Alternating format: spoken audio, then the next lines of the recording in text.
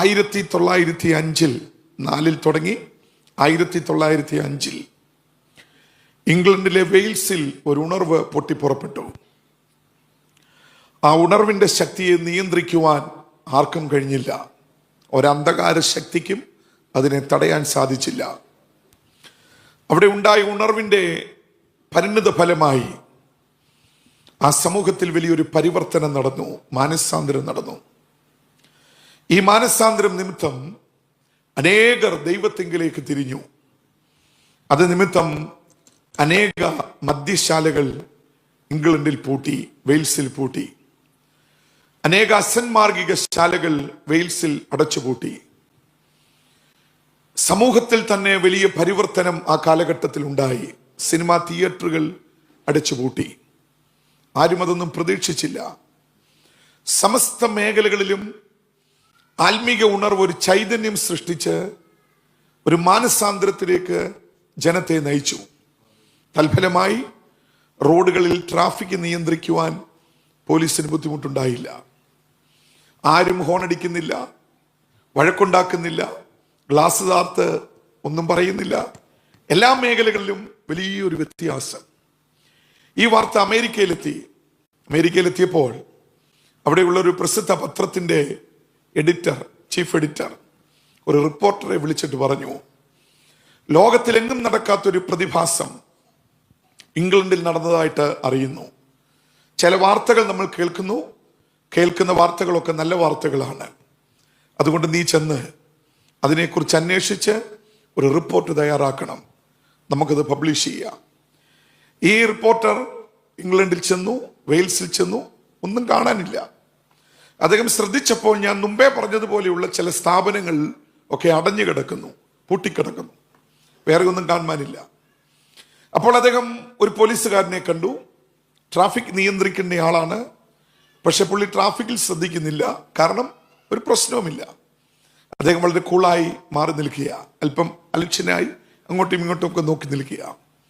അപ്പോൾ വെറുതെ നിൽക്കുന്ന ഒരു വ്യക്തിയെ കണ്ടു എന്നുള്ള ചിന്തയിൽ ഈ റിപ്പോർട്ടർ ചെന്ന് അദ്ദേഹത്തോട് ചോദിച്ചു, സാർ, ഞാൻ വളരെ ദൂരെ അമേരിക്കയിൽ നിന്ന് വരികയാണ്. ഞാൻ വന്നതിൻ്റെ കാരണം ഇങ്ങനെയാണ്. ഇവിടെ വലിയൊരു വ്യത്യാസമുണ്ടായി, ജനത്തിനിടയിൽ ഒരു പരിവർത്തനമുണ്ടായി, പല സ്ഥാപനങ്ങളും പൂട്ടപ്പെട്ടു, ഞാനത് കണ്ടു. ഞാനിങ്ങനെ നോക്കി വരിക, പക്ഷെ വേറെ ഒന്നും ഞാൻ കാണുന്നില്ല. എന്താണ് ഇതിനൊരു കാരണം? ഇങ്ങനെയൊക്കെ ഇവിടെ സംഭവിക്കാൻ ഒരു കാരണം എന്താണ്? എവിടെയാണ് ഇവിടെ ഈ ഉണർവ് പൊട്ടിപ്പുറപ്പെട്ടത്, അല്ലെങ്കിൽ പരിവർത്തനങ്ങൾ നടന്ന സ്ഥലം? അങ്ങനെയൊന്ന് കാണിച്ചു തരാമോ?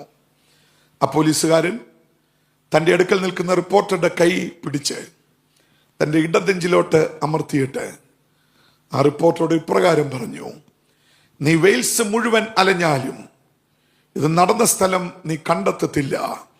കാരണം ഇവിടെ പരിവർത്തനം ഉണ്ടായിരിക്കുന്നത് ഞങ്ങളുടെ ഹൃദയങ്ങളിലാണ്. Praise the Lord. ഇവിടെ പരിവർത്തനം സംഭവിച്ചിരിക്കുന്നത് ഞങ്ങളുടെ ഹൃദയങ്ങളിലാണ്. യഥാർത്ഥ ഉണർവ് എന്ന് പറയുന്നത് നമ്മുടെ ഹൃദയത്തിൽ വെളിപ്പെടേണ്ടതാണ്.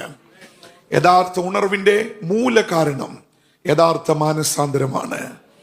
പിന്നെ ഒന്നും ആർട്ടിഫിഷ്യൽ അല്ല പ്രിയമുള്ളവരെ, പിന്നെ ഒന്നും യാന്ത്രികമല്ല.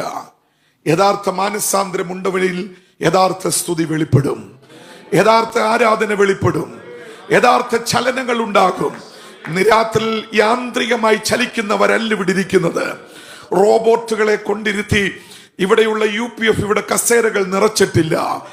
രാത്രി ഇവിടെ ഇരിക്കുന്നത് ചലിക്കുന്ന ദൈവശക്തിയുടെ അത്യന്ത വ്യാപാരം തിരിച്ചറിയുന്ന ദൈവമക്കളാ. നമുക്ക് ചേർന്ന് കരങ്ങളെ ഉയർത്തി അല്പസമയം നമ്മുടെ കർത്താവിനെ ഒന്ന് സ്തുതിക്കാം. ഹൃദയത്തിൽ ഉണ്ടായ മാനസാന്തരം നമ്മുടെ ശബ്ദങ്ങളിൽ വെളിപ്പെടട്ടെ, നമ്മുടെ സ്തുതിയിൽ വെളിപ്പെടട്ടെ. ഈ രണ്ടാം ദിനവും ദൈവശക്തിയുടെ അത്യന്ത വ്യാപാരത്താൽ നമ്മുടെ ഈ സമ്മേളനത്തെ സ്വർഗം ഒരു അനുഗ്രഹമാക്കി തീർക്കട്ടെ. ഹല്ലേലൂയ.